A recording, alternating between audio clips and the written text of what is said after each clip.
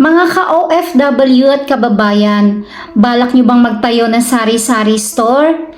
Hindi lang paninda ang dapat ihanda. May mga personal na gamit na simple pero sobrang importante para mapagaan at mapaayos ang ating tindahan. Sa video na ito, ipapakita ko kung ano-ano ang mga ito. Una, ang calculator. Ang best friend ng mga tindero at tindera. Mabilis mag-compute ng sukli, iwas pagkakamali, hindi na natin kailangan manghula. Notebook at ballpen.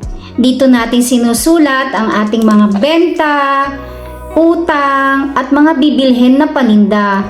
Tandaan na ang sari-sari store ay isang maliit na negosyo pero kailangan professional ang record keeping nito. Coin purse para hindi nagkakalat ang ating mga barya. See? Ruler at tape measure, lalo na kung nagtitinda ka ng mga sinusukat, gaya ng panali at plastic. Mga eco bag, mag-ipon tayo ng mga eco bag para sa ating mga future customer.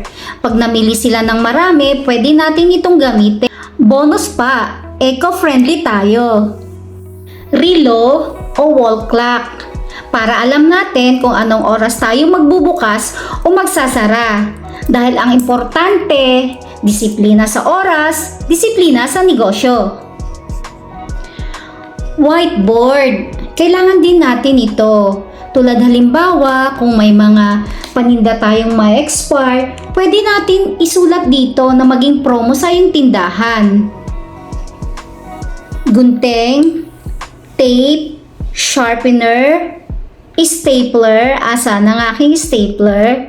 Ito yung mga maliliit na bagay na malaking tulong para makapag-organize ng maayos na tindahan.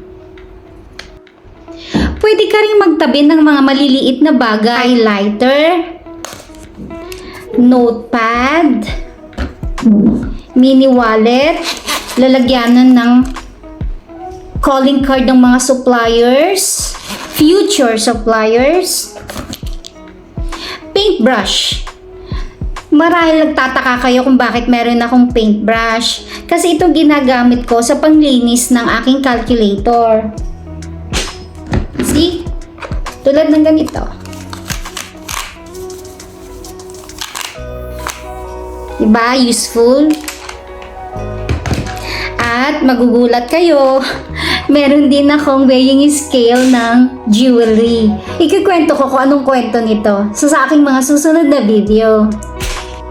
Mga ka-OFW at kababayan, simple lang ang mga gamit na ito, pero malaking tulong para mapaayos, maging profesional at masaya ang ating sari-sari store. Tandaan, hindi lang paninda ang puhunan, kundi tamang gamit at disiplina. Hanggang sa susunod na video, good luck sa ating mga kasari-sari journey!